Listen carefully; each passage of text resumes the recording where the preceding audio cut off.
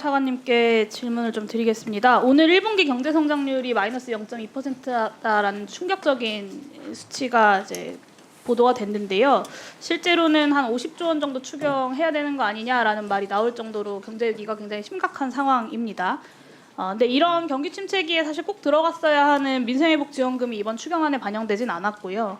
파면은 됐지만 여전히 내란숙의 윤석열 정부 시절에 이 긴축 재정의 기조들이 이 추경안에서도 그대로 이어지고 있다라고 볼 수밖에 없습니다.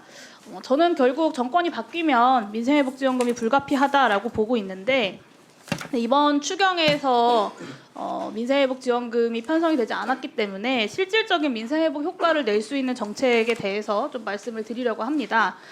지역사랑 상품권 발행을 늘리자라는 제안을 좀 드리는 건데요. 지난해에는 이 발행액 지원에 2,500억 예산을 편성을 했는데 올해는 0원이었고 이번 추경에도 사실 포함이 되어 있지 않습니다. 이 지역경제와 골목경제 그리고 내수경제가 완전히 바닥인 상황인데 이번 추경 편성 시에 행안부 차원에서 기재부에 이 지역사랑 상품권 발행 지원 예산을 요청하신 바 있습니까? 별도로 요청하지는 않았습니다. 네. 요청하지 않으셨어요? 네. 네. 예결소위에서 지역사랑 상품권 발행 지원 예산 편성 요구가 있을 경우에 행안부에서는 동의하실 겁니까? 어쨌든 이번 추경이 필수 소요를 반영한 것입니다. 아마 그런 취지가 아마 종합적으로 논의될 것 같습니다. 네, 저는 과거에 예산 편성할 때 행안부가 이 지역사랑 상품권 관련돼서 어떤 입장이었는지 윤석열 정부를 넘어서 좀 행안부에서 적극적으로 검토해 주시면 좋겠다는 생각이 듭니다. 이번 추경에 상생페이백 예산이 1조 4천억이 편성이 되어 있잖아요. 근데 이게 조건이 까다로워서 저는 실제로 집행될 수 있는 예산인지가 좀 불투명하다고 봅니다. 연매출 30억 이하의 소형 사업자를 대상으로 사용한 카드 소비 증가액의 20%를 최대 30만 원까지 온누리 상품권으로 환급하겠다는 건데 굉장히 조건이 좀 까다롭죠. 그리고 이런 경기 침체 상황에 카드 소비 증가액이 얼마나 나올지도 사실 알 수 없는 상황이고 그래서 저는 이 1.4조 원 중에 사실 상당한 부분이 불용 예산 처리될 수밖에 없을 것이다라고 전망을 합니다. 그래서 추경 총액에서 증액하는 예산은 다른 민생 지원 예산으로 사용을 하고 상생 페이백 예산에서 1조 원 정도는 지역사랑 상품권 발행 예산으로 돌리는 것이 어떤가라는 제안을 좀 드리고 행안부에서도 적극적으로 검토를 해주시면 좋겠습니다. 이게 1조 원이면 사실은 이게 발행의 일부를 지원하는 것이기 때문에 훨씬 더 큰 민생 회복에 효과가 날 수 있다는 것은 행안부에서도 이미 알고 계실 거라고 생각하고요. 그 추경안 심사 과정에서 좀 긍정적으로 검토해 주시겠습니까?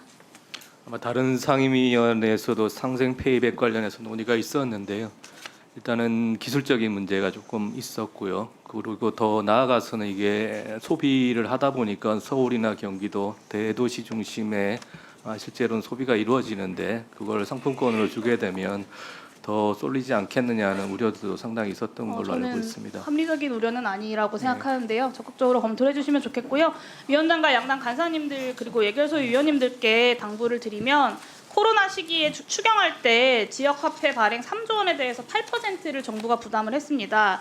이번 추경에서 전국민 1인당 25만 원 만약에 지원했을 경우에 예상됐던 재정 지출 규모가 13조 원 정도였는데 이 정도를 지역사랑 상품권 발행 전체 규모로 잡으면 한 1조 원 정도를 예산으로 편성하면 비슷한 효과를 낼 수 있겠다라는 고민에서 제안을 드리는 겁니다. 지금 같은 민생 고통의 시기에 이 정도 예산도 편성하지 못한다면 저는 경제 침체 시기에 사용할 수 있는 추경이라고 보기 어렵다라는 말씀을 좀 드리고 싶습니다. 그리고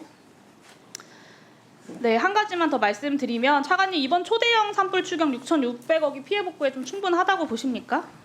그 금액은 이제 행안부의 재난대책비로 6,600억이 반영이 된 거고요. 전체적으로는 1.4조가 산불 피해로 반영이 되어 있습니다. 네, 다른 부처까지 있습니다. 저는 이제 충분하지 않다고 생각하고 뭐 이렇게 묘목값만 지원하는 그런 부분들 디테일하게도 문제 제기할 것이 많지만 시간이 없기 때문에 좀 짧게 말씀드리면 2022년 동해안 산불의 복구 계획 확정액이 총 4,128억이었어요. 근데 동해안 산불의 피해 면적의 4배가 넘거든요, 이번에는.